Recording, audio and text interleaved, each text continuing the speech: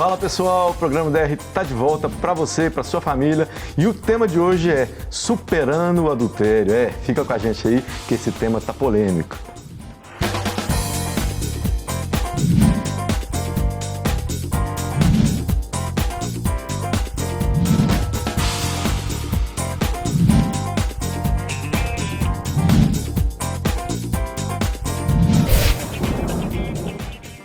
É isso aí, pessoal. Eu falei que o tema está polêmico e não é fácil falar desse assunto. Não mesmo.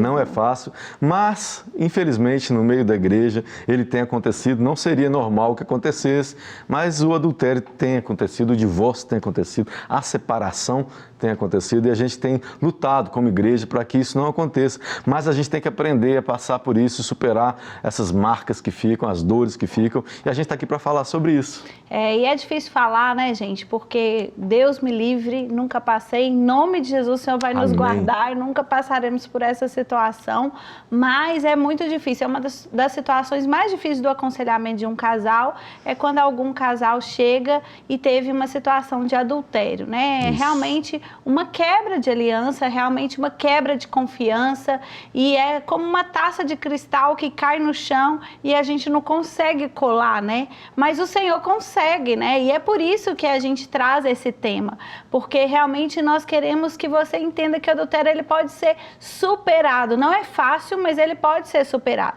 Acontece que durante essa situação, muitos casais eles perdem a esperança e acham que não tem mais nada a ser feito e que a única solução é o divórcio, e não é assim, né, Edu? Não é assim. E eu queria falar sobre isso de uma forma mais direta, porque existem alguns fatores que são proporcionais, não é proporcionais, mas que proporcionam o divórcio por causa de um adultério.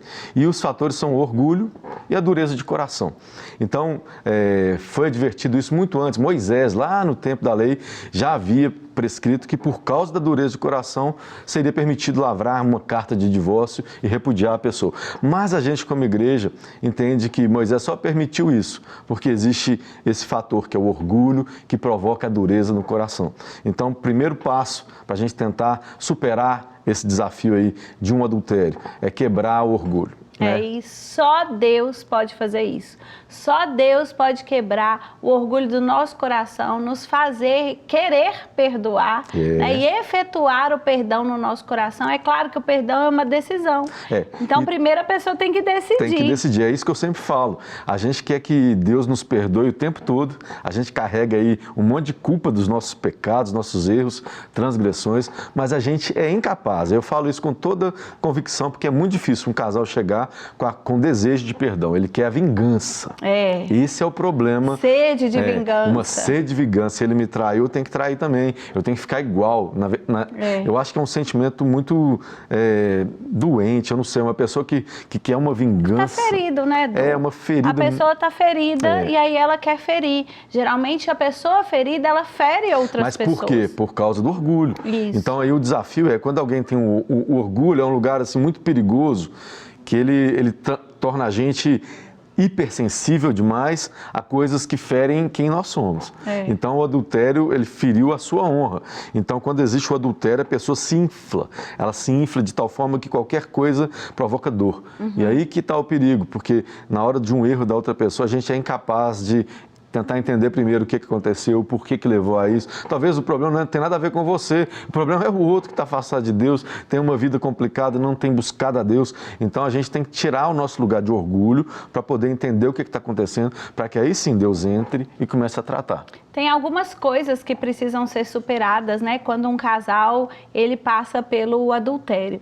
E uma das primeiras coisas, como o Eduardo falou, é o orgulho, mas também precisamos superar o vitimismo, porque entramos numa situação assim, nós somos vítimas, né? Ou a culpa, porque a gente acha assim que aconteceu o adultério porque eu sou culpada, ou eu não sou suficiente para o meu marido, eu não sou suficiente para minha esposa. Então, algumas dessas coisas são as primeiras questões que precisam ser superadas. Depois disso, a gente precisa superar, assim, porque a gente fica querendo saber detalhes do adultério, por quê, né, como foi. Onde e isso foi? não vai acrescentar nada, eu acho que vai piorar a situação. A questão de detalhes, colocar detalhes, né, colocar detalhes demais no ocorrido, só aumenta a fúria, a indignação. Então, eu acho que a gente tem que, assim, tem até uma vertente de igrejas aí que acha que pecado de adultério não tem que ser confessado para o cônjuge, tem que ser confessado só para um pastor. Nós aqui acreditamos que todo pecado tem que ser confessado, principalmente para quem foi vítima do seu pecado. Então, se existe uma aliança, primeiro ato que o adultério ele infla e destrói é a aliança. O adultério ele quebra a aliança. Então, quando a pessoa que faz parte dessa aliança, ela não tem acesso à informação, ela vai se sentir cada vez mais traída. Então, a primeira coisa é a pessoa assumir o seu erro, chegar próximo dessa pessoa em um ambiente protegido, não depois de uma discussão, não depois de uma complicação, mas em um ambiente protegido. Necessariamente não precisa ter um pastor presente, mas seria bom que tivesse um preparo para que isso aconteça, para que houvesse essa confissão do adultério, para que a pessoa seja curada. Quem confessa o pecado é curado, é sarado. Então, muitas pessoas carregam o peso da culpa do erro. E o peso da culpa do erro impede que haja um progresso no relacionamento. E esse peso não vai levar a lugar nenhum.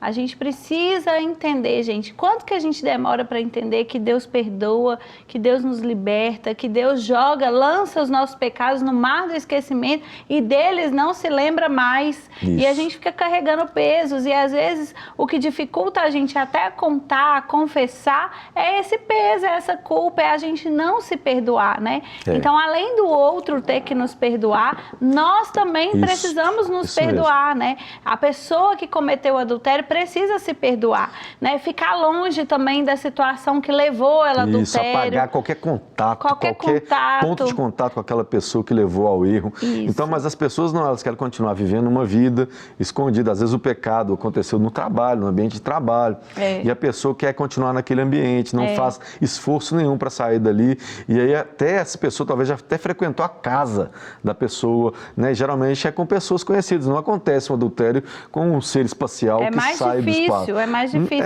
Mais comum é com pessoas conhecidas, né? Outra coisa que precisa ser vigiada, né? É o casal, eu decidi perdoar. Isso acontece muito com a mulher, né? A mulher fala, tá, eu aceito de volta, mas não aceitou nada, né? Ela só tá ali por alguma situação, porque não quer separar, ou por causa dos filhos, ou por causa de culpa, sei lá. Ou vida financeira. Ou vida financeira. E aí ela aceita, mas a casa vira um inferno, né? E Deus não tem isso. Ou Deus entra com a restauração, ou então vocês estão fingindo que estão bem, mas não estão nada. Porque o objetivo de superar é passar para frente, é deixar aquilo para trás. É claro, Du, que a gente não está falando que isso vai acontecer assim, gente. Não, eu acho que o mínimo que a gente já viu até hoje, para a gente falar assim, não, esse casal agora está bem, né? São 6 meses, né?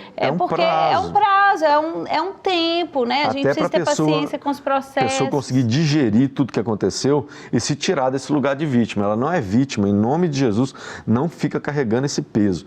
Tá? Culpado é o outro. Então, o outro que cometeu o adultério, ele que tem que correr atrás do prejuízo, ele tem que procurar se santificar, buscar a presença de Deus, né? E ele tem que se colocar numa postura de simplesmente, não é de ficar se humilhando o tempo todo, como se tivesse que pagar. Ele não tem que pagar nada para você, ele tem que pagar para Jesus. Né? Na verdade, ele não tem que pagar, já foi pago. Ele já entregou para Jesus. Então, agora o processo é o quê? De reconquistar a confiança. Então, isso é um processo que demora, porque até que aquelas lembranças saiam da mente, aquela dor da traição. Outra coisa que é um erro das pessoas numa situação dessa é envolver muita gente, né? Eu fiquei ferida, aí eu saio contando para todo mundo. Entra na rede social e destrói a pessoa. Presta, fala nas redes sociais, né? Isso tá muito comum no mundo dos famosos, né? Fala para todo mundo. E aí depois você vai ficar com vergonha porque você vai aceitar, a pessoa vai perdoar. Se por acaso vier a restauração, aí você vai pagar aquele micão de ter que voltar e falar. E expõe, né? Expõe o casamento, expõe os filhos, expõe o outro. Não não deve fazer isso, não deve. né? Essa dor que a pessoa que sofreu o adultério carrega, ela é genuína, a gente não quer anular essa dor aqui de forma nenhuma. Você tem todo direito, e a Bíblia fala que por causa de dureza de coração, quando o coração se fecha, é que vem a permissão para o divórcio, mas a gente não quer que haja o divórcio. Não. A vontade de Deus nunca é que exista o divórcio. Ele Perdão odeia. e reconciliação Deus fazem odeia. parte do caráter de Deus. Deus odeia o divórcio, então Ele não quer que a gente viva nesse lugar de quebra de aliança, Ele quer que haja restauração de aliança. Ele é o Deus da aliança. Amém. Né? Então a gente tem que colocar o nosso coração nesse lugar. Se você ama o Deus da aliança, né, viva como Ele gostaria que você vivesse, seja perdoador. Né? Qual que é o fruto do Espírito? É mansidão, benignidade, bondade, domínio próprio. São resultados de alguém que teve um contato e uma experiência direta com Deus. Agora tem outro erro que as pessoas tentam fazer. Elas acham que não falar sobre o assunto vai resolver o assunto. Não. A gente já até teve um DR há pouco tempo falando que o silêncio mata, e o silêncio mata mesmo. E nessa situação, por mais seja feia a situação, não falar sobre o assunto não vai resolver o assunto.